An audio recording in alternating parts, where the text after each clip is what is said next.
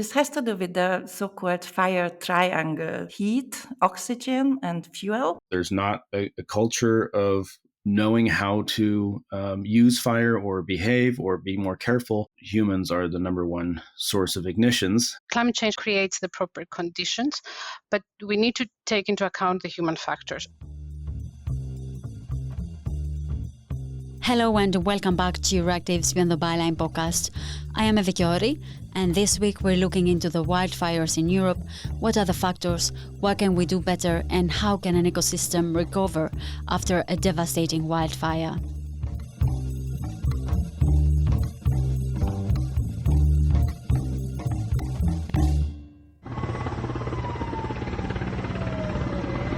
Europe was once again battling scorching temperatures this summer, with wildfires blazing across the continent from Portugal to Greece. The latter is still battling with the largest wildfire in the EU since the year 2000, when the European Forest Fire Information System began recording data. The damage on the ecosystem and the natural resources in the entire continent has been devastating, with the fire destroying everything on its path. Particularly in northern Greece, which was the worst hit by wildfires this summer, the fire has burned more than 810 square kilometers of land, an area bigger than New York City. But the fire isn't only gulping the forest and the animals living in them. The country has counted at least 21 victims since August 19th. At least 18 of the dead were migrants and refugees whose bodies were found in a region that is often used as an entry point from neighboring country, which sparked a huge discourse about migration in the country. But this is a topic for another episode. And the Mediterranean seems to be a region that is boiling, influencing the general increase of Earth's temperatures. The summer that we have experienced this year did have many extreme weather conditions. We had flooding in Slovenia, we had heat waves in Spain, Greece, Portugal, Italy, and then following wildfires, we had landslides in Norway and some flooding also in Sweden. Christiana Photiadou is expert on climate change, vulnerability and adaptation at the European Environment Agency. We can definitely say that such conditions are linked in the long term with human-induced climate change. Now, climate change increases the possibility of recurrence and severity of such events when we are talking about heat waves, when we are talking about drought conditions. And it's good to remind ourselves that since last winter 2022, we had a prolonged drought in Europe, which eventually led to the heat wave conditions we were experiencing this year, especially in southern Europe. These extreme conditions are linked to climate change, and we can definitely say that climate change provides the proper weather climate conditions for wildfires to be developed, but also to have a larger impact on the areas that they are occurring. Greenhouse gas emissions from human activities have heated the planet by about 1.2 degrees Celsius since pre-industrial times. This warmer baseline means that higher temperatures can be reached during extreme heat events, which can lead to destructive wildfires. So what causes the wildfires? Well, in Europe, we have a combination of different factors converging, which is probably why it's become very noticeable in recent years in terms of news headlines, in terms of area affected, people affected. Lindon Pronto is senior fire management expert at the European Forest Institute and ex-firefighter. Essentially, Europe has on the one hand, we're experiencing climate change. We're experiencing regions that are becoming hotter and drier and windier for more extended periods of time, more days out of the year. And so we're noticing that we have fires affecting these regions that are maybe not so used to, regular fire affecting these regions, like in Germany, for instance. This has to do with the so-called fire triangle. Zita Sebasvari is an environmental scientist focusing on disaster risk reduction, mainly with the help of ecosystems and the environment itself. The triangle is heat, oxygen, and fuel.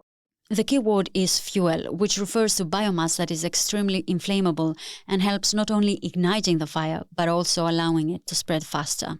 this biomass has accumulated for decades and becomes very explosive under very dry conditions, and especially with high winds. And the question is, why specifically the Mediterranean? What causes this explosive climate in the area that ends up battling wildfires each summer? Due to climate change, we have a lot of increasing heat in the Mediterranean area, so that we more often see these really hot temperatures.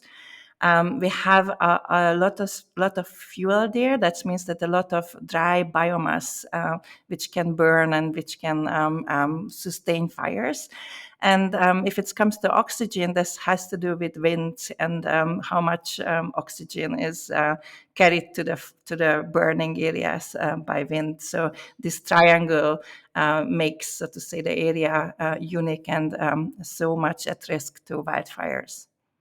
In the Mediterranean, for instance, the compounding effects of long-term changes that are catching up with us. And in the Mediterranean countries, for instance, these were areas that were traditionally very intensively managed, the landscape that is, with grazing, with farming, and this basically fragmented the landscape over decades, over centuries, in a way that if and when fires started, they eventually ran out of fuel. They did not get so huge and destructive as we are seeing them today. And as we have demographic changes, as people have moved away from livelihoods dependent on the landscape and moving more towards cities, we have, on the one hand, these land abandonment, as we call it, where these landscapes have fallen out of use and become more densely overgrown, less fragmented.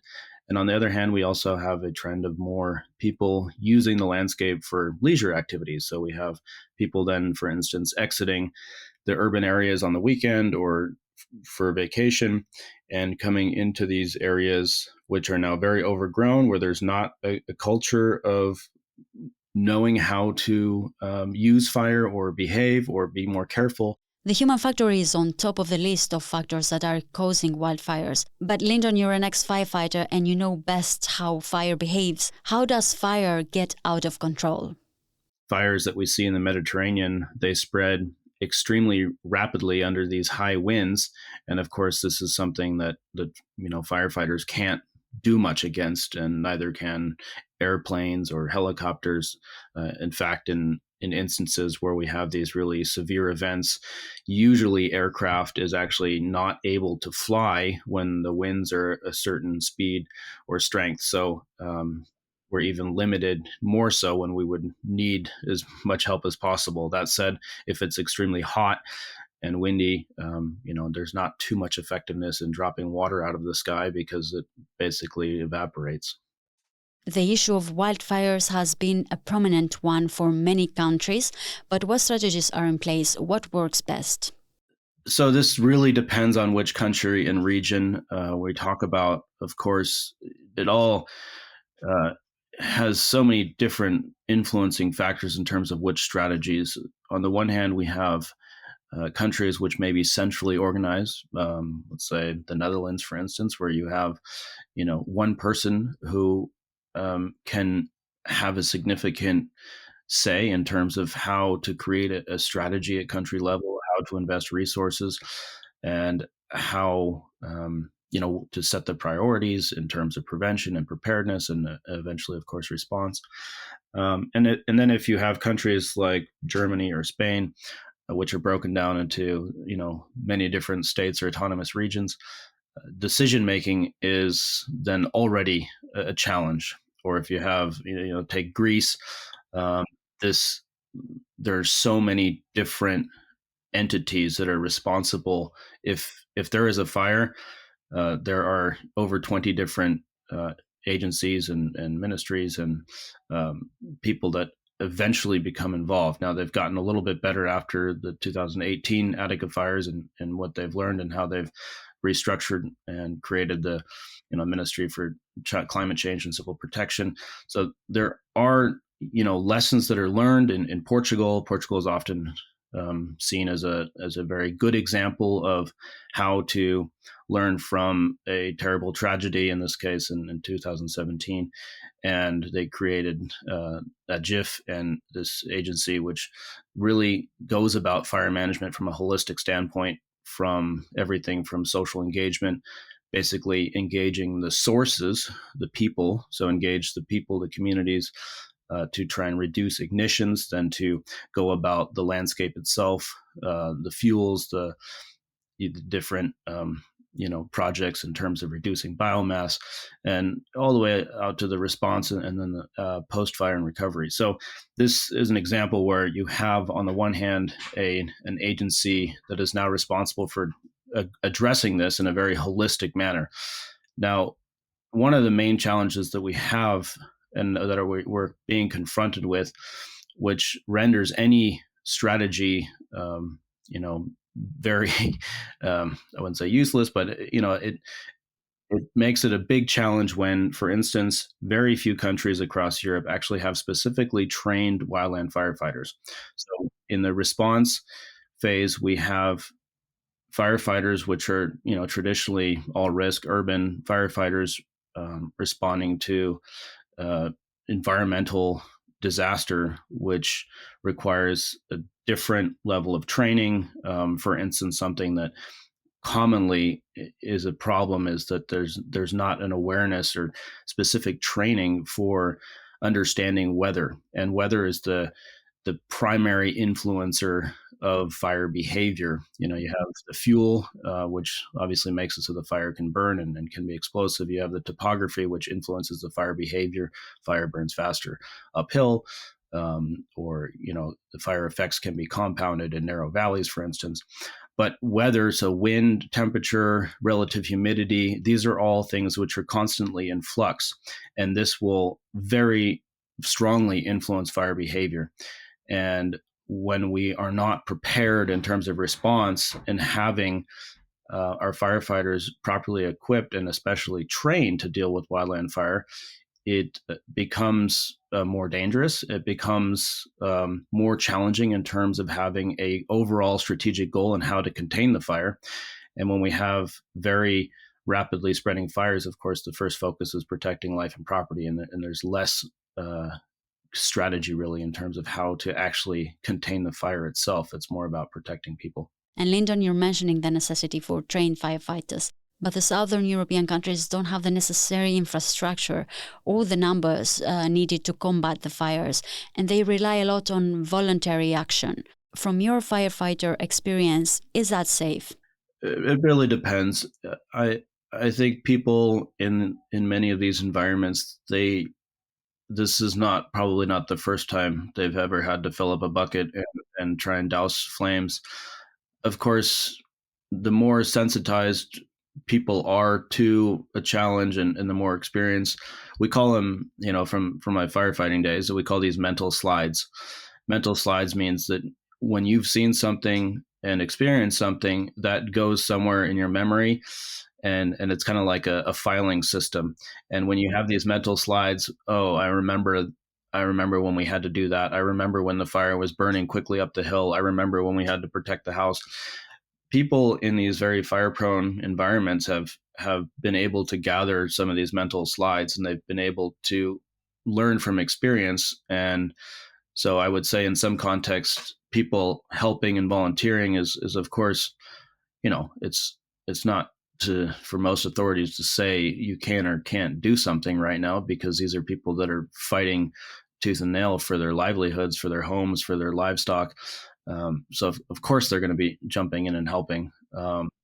So I wouldn't, I would decline to judge whether it's a constructive or productive thing when people are trying to save themselves and their neighbors. But of course, the more people, the more challenges for authorities to. In Europe, we don't have an evacuation system like, for instance, in the United States or even Australia, which doesn't mean evacuate. It also could mean shelter in place. So we have it's very different in terms of how different countries or communities go about a response. It's not like in the United States where, officers come through, tell everybody to get out. You're basically forced to get out and leave the area so that firefighters can come in and do their job. We don't really have such a system in Europe. That said, I think that we need to develop more clarity and communication and community engagement and strategies for what to do in a situation like that. I think that we have room for improvement and communicating risk and communicating how to behave in such a scenario, especially countries that are being confronted with this kind of in a new way. For instance, in fires in Germany, even this year, people were like, what do I do? What do I take with me? And there was just, of course, you could easily Google evacuation checklist or something like that and know, from countries that have such checklists, know what to take with you. But yeah, I think there are situations where it makes sense to evacuate, and there are situations where it makes sense to stay and defend and or shelter in place. And of the many people that died, for instance, in Greece some years ago, and in Portugal, these were people mostly died in their cars while they were trying to evacuate. And their homes, in fact, did not burn. So many people, if they had stayed home, they very likely would have survived the fire. But being stuck in a car and getting burned over that way was, of course, fatal. Entire forests have been wiped out in countries like Greece, Portugal and Italy, and with them the ecosystems were destroyed as well. What impact do the wildfires have on ecosystems? The wildfire will impact the tree regeneration, so how we recreate the tree itself will have an impact. Then the primary impact is the soil erosion itself that will cause problems in the future. Then we need to take also flooding measures afterwards. And another problem is also the water quality. So we see that following a wildfire, the capacity of the soil to absorb water is significantly diminishes.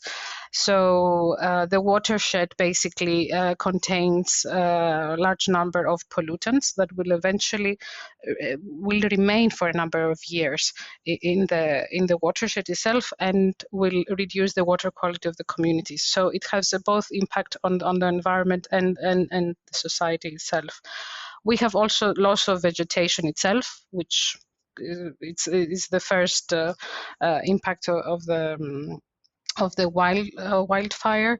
It creates erosion, it decreases the nutrient availability, and that makes it problematic for the regeneration of the area itself. But it also could create a risk for future diseases and pest infestations. And then, of course, we have the air quality issue.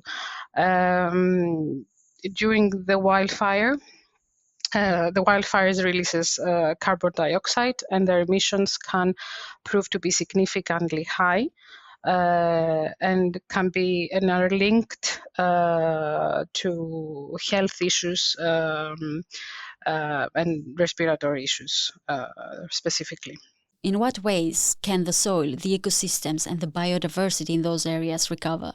And how long does it take for forests to be restored?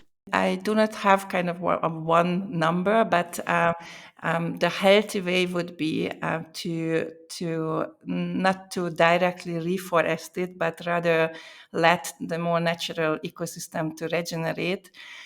This means that species would come which are actually are able to resprout after a fire. Those are usually the more fire-adapted, more natural adapted species. And of course, this takes a bit more time than a replantation. But it's worth it because the plants which are regrowing are actually able to deal with the conditions. Another option to look into it is to replant natural species which are known to the Mediterranean.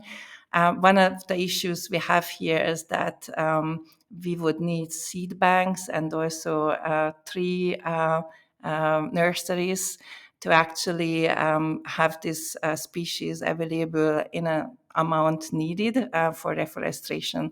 So some of the oak species, for example.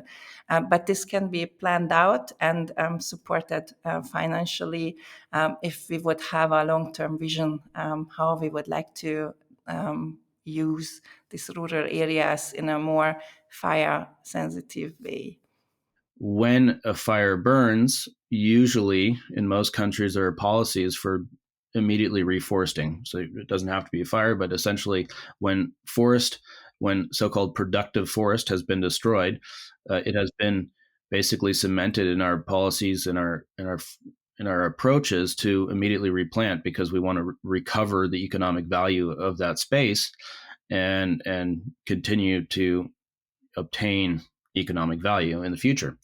And I think that is something that we're starting to realize is maybe a mistake in our rapidly changing climate. And something that's very important then is, after an area burns, is to see what happens, and not to, in the first year, always replant everything. We were recently in Croatia, and they had changed their legislation some years ago to not replant immediately, but to wait 2 to 3 years and see what kind of forest started to come back. And if after 5 years the forest did not recover, then it should be replanted.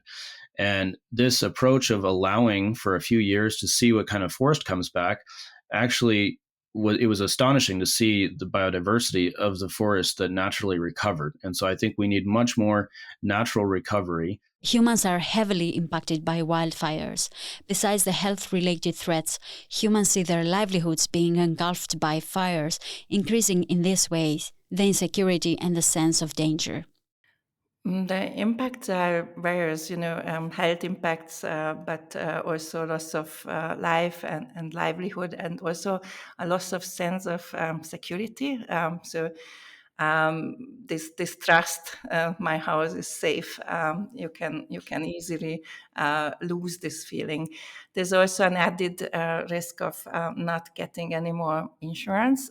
For example, if your house is an area which is impacted multiple times by forest fires.